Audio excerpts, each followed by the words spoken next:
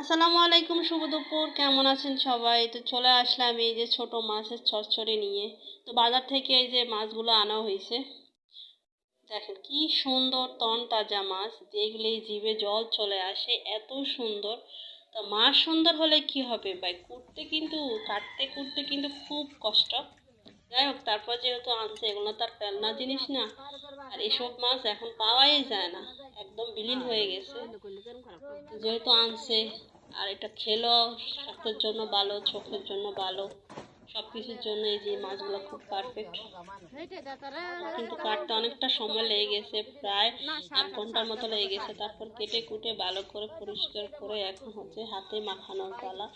আর কাটতে খুব কষ্ট লাগে, তারপর পরিষ্কার করতে তো আরও প্যারা, কারণ এই ছোট মাছগুলো যত পরিষ্কার করা হবে ততই সুন্দর, ততই ময়লা বের হয়। তারপরে কি করার, ভালো করে ধোয়ার পর আবার বাসায় এনে আবার দুটো করা হয়েছে।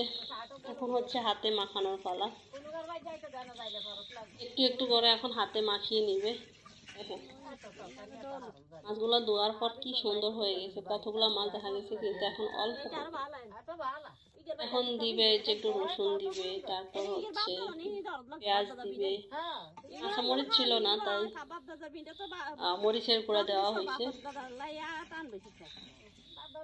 সুন্দর না মাছগুলো দেখতে? আর আপনাদের এইসব মাছ, ছোটো মাছ খেতে ভালো লাগলে জানাবেন। এখন এই যে পেঁয়াজ, তারপরে এই যে রসুন দিয়ে একটু ভালো করে মেখে নিবে। পেঁয়াজ রসুন আর হচ্ছে রসুন বাটার, গোটা রসুন দিয়ে একটু ভালো করে হাত দিয়ে মেখে নিবে, যাতে একটু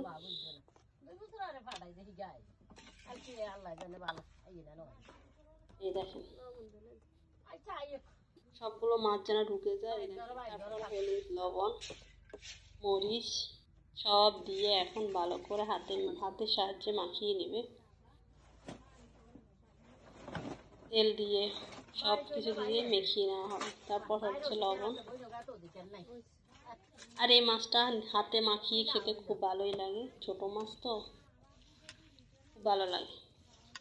এখন সুন্দর করে হলুদ, লবণ, তারপরে হচ্ছে জিরার গুঁড়া দেয় না, কারণ ছোটো মাছের জিরার গুঁড়া দিলে মাছ খেতে ভালো লাগে না। এই জন্য অল্প পরিমাণ রসুন বাটা, তারপর হচ্ছে গোটা রসুন সব কিছু দিয়ে ভালো করে মাখিয়ে নিয়ে এখন রেখে দিবে। তারপর হচ্ছে শেষ ফিনিশ হচ্ছে রান্নার পালা। এই যে সব কি সুন্দর দেখেন, মাখানোর পর একটা সুন্দর কালার আসছে।